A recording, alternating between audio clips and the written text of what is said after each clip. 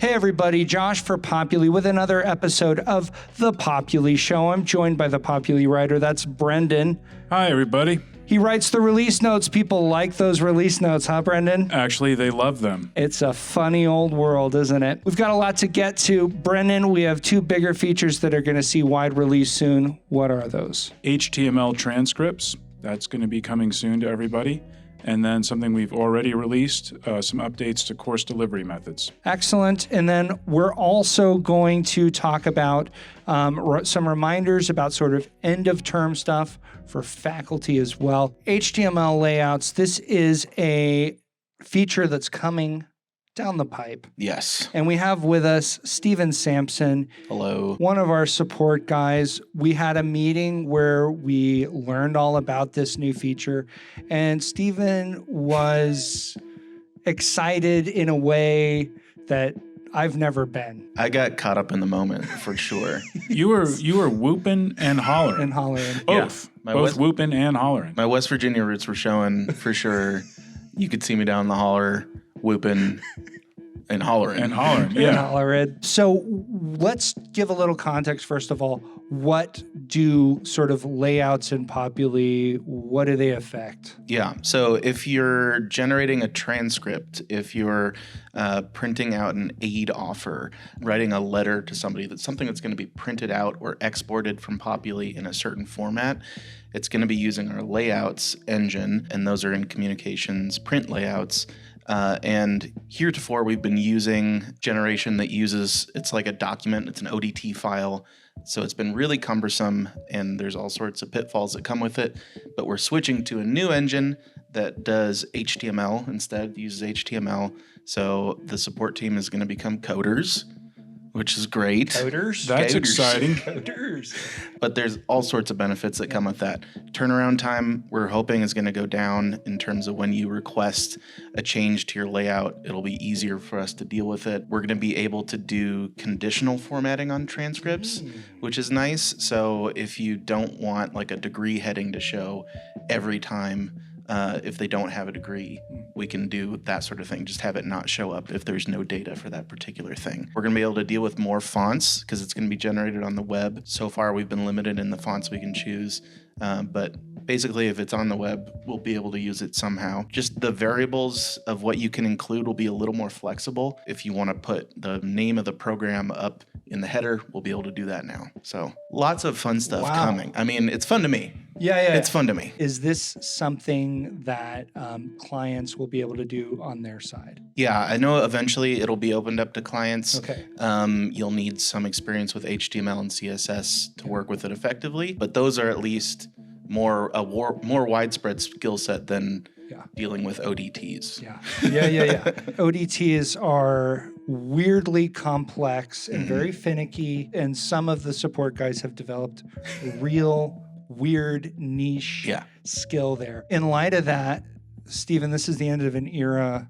I know. Are you kind of sad to I see? am a little sad. That's like a huge base of knowledge that you in particular have that's just going away. I'm a little worried. A lot of muscle memory will just be forgotten. Maybe I'll reclaim parts of my brain that are clogged up with it. That's exciting. Yeah. They aren't going to go all the way away. Gotcha. We're going to be switching to the new format and slowly bringing new, as we're working on new layouts into the new format. Yeah. But yeah, I think ODTs will always be with us in our hearts. Well, that's good. So will all the layouts be converted to this? So enrollment agreements and...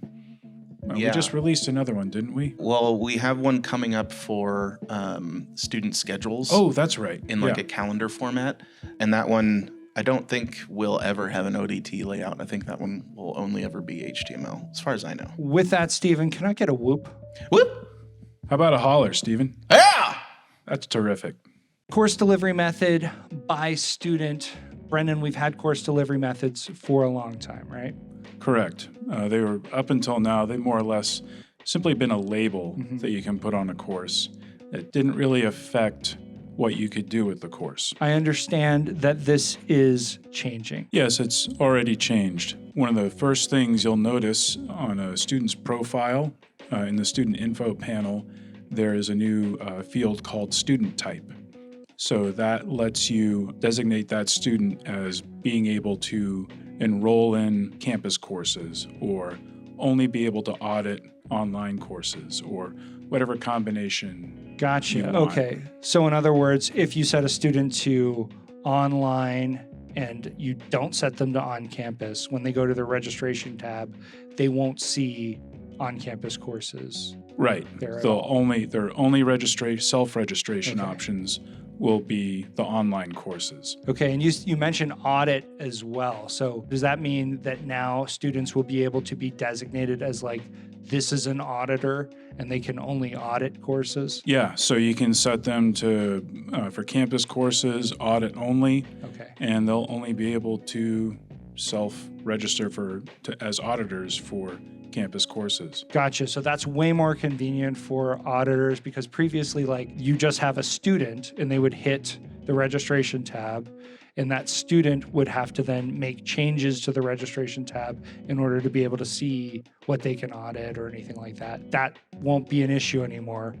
Right, it'll Yeah. clean that up Okay. quite a bit. Okay, so from the student perspective, the student type thing, that's set, like I believe you said, on the student profile, the student tab, and then student information. That can all be edited right there. That's where you set it at the student level. Okay. Yeah. And then beyond that, When you're setting up a delivery method, you can designate it as online/distance education, and that is the dividing line between campus and online, which you'll see everywhere else. So then also in the course catalog, you can designate courses as campus or online. And then at the course instance level, even more important, you can also designate particular delivery methods. And then that will determine whether or not students see them on registration, for example. why have we made this change? The problem we wanted to help our schools solve was basically the problem of hybrid courses, where you've got campus students in a classroom, but then there's also online students that you wanted to have them in the same course interacting with these campus students and vice versa. So this makes it a lot easier to have those hybrid courses where campus and online students can interact in discussions, peer review assignments, that sort of thing. Gotcha. So previously, I think people had tried to do things with like cross-listing instances of the same course, but then people can't really, like, there's not a good way of doing this. Now you can have one course and then students from different delivery method, different student types will be able to be in the same course. Yeah, previously you kind of had to jury rig something, which kind of worked, and now we have something that just works. As I've just recently learned, this feature is now available in Populi, and we're in the process of getting documentation and videos done. So watch your notifications and your release notes and things like that for more info on when those will be released. Is it What? time for us to show them a snack? It's time for Brendan and Josh show you a snack. The idea here, Brendan, Isn't it to kind of humanize us a little bit for our customers, to for give our you viewers? some context for what we've been munching on here. Yeah, I love knowing what people have been eating. Brendan, what do you have? I have just cashews. The word just is doing two things here. There's no anything in here besides cashews. So you could look at this and say only cashews. But also I think they're trying to imply that these cashews are righting some of the wrongs in the world. They So have just not- as in justice. I got you. Like most cashews have been stolen, but not these. Yeah, or most cashews commit atrocities of various kinds, but not these But not cashews. these. These have just been roasted and bagged. Josh, I had just cashews. Just what do you have? Just right there? what do I have? I've got one of these. They leave these around the offices. You can make your own salads. Josh, those are for decorative purposes only. If they don't want me to eat them, they shouldn't make them so tasty. Focus sessions. We're heading towards the summer months here. What happens during the summer months with Populi users? Why does that matter for focus sessions? Quite a few of them want to get limber for the coming school year and just make sure they're on top of how things work. Focus sessions are a good way to spend an hour and get up to speed on how to do these things. Yeah, exactly. When, working in support, there's just a natural thing that happens during the summer months where folks call up and they just end up asking kind of broad-ranging questions and want to kind of just tool around Populi, and you have these long conversations. So these focus sessions that we've been doing for a little while now are going to make that time much more efficient, much better spent. Those are in the knowledge base, and we'll link those. You can go there to actually see the dates for the rotating sessions that we have coming. These all happen at 11 a.m. Pacific. The ones coming up soon after this video comes out will be Introduction to Billing, that's May 9th, Introduction to Degree Audit, May 11th, and then we've got Introduction to Financial Aid, May 16th. And of course, there are more rolling out beyond that. If you follow that link, you'll be able to see what's available, and you'll be able to register for any of those sessions. And if I might add, every week's release notes include links to the following week's focus sessions. Perfect. Let's talk end of term. Everything ends. That includes courses. Courses end on a termly basis. Do you agree? I agree. God has made everything beautiful in its time, and that includes courses. Yeah. But their time, a lot of them, is coming to an end. It's coming to an end. Summer is coming. School's out for the summer. It's time to break out those speedboats and those picnic blankets. And the Speedos. What happens when a faculty person finalizes their course? All the grades and so on get sent to the student's permanent academic record. Yep. And the students no longer have access to the course. I know that. For the most part, neither does the faculty. Mm-hmm. I know all that. Oh, you do? Yep. And faculty don't have the ability to then go back in and make changes and stuff, except for incomplete students. Okay, and those are students that are marked incomplete before the faculty finalize. Right. Yeah. So on the course roster, you can edit a student's status, and there's a yes/no indicator for incomplete. And then once you finalize that student, they are incomplete, but they still have the ability to go in and submit assignments and other things. And you as a faculty, even though that student is finalized, still have the ability to go in and give them grades and evaluate their work. And I understand there are some updates to some behind-the-scenes stuff there with all the incomplete stuff. Yeah, one little thing we recently added, you can now edit the credits or hours for an incomplete student on the course roster, which you previously couldn't do. Cool. Anything else? We loosened up the test feedback options a little bit. So there's a new option for restricting feedback until after the course end date. We made it loose enough so that you can kind of unreveal the feedback after a certain point, if you so desire. Gotcha. So that no longer impinges on incomplete students the same way that it used to. Right.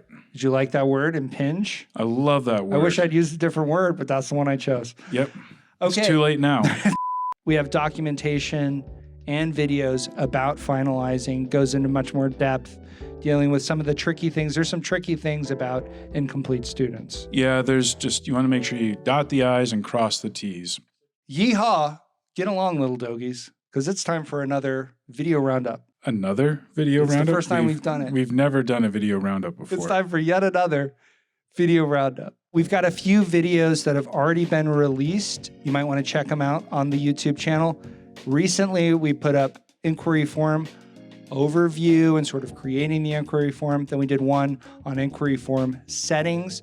Those contain information about the inquiry form generally, but we've also made some updates to the inquiry form, so you might want to check those out. We've also got mandatory past assignments. That's another video up there that you can check out on the YouTube channel. We've got some upcoming vids I wanted to let you know about as well. Student view on courses. So that's how faculty and others can use the student view to look at how a course looks to a student. We've got a remake. Boy, it's true, Brendan, that there's nothing new in Hollywood. They're just remaking material. Are we recycling IP? Recycling intellectual properties right here. And we're doing that with one called Good Invoicing Practices. You can check that out, a remake of an old favorite. And then we've also got custom automations coming up. That's good detail about various things that you can get Populi to do for you, just like a robot. So you can watch your notifications in Populi for those new videos. How would they watch their notifications in Populi, Josh? They just look up in a corner. It's up in a corner. Oh, that thing with the red dot? It's a red dot. It's up in a corner. And with that, we've ended another episode of the Populi Show. Thanks so much for being here. I've been Josh. I've been Brendan. We'll see you next time. Thanks for using Populi.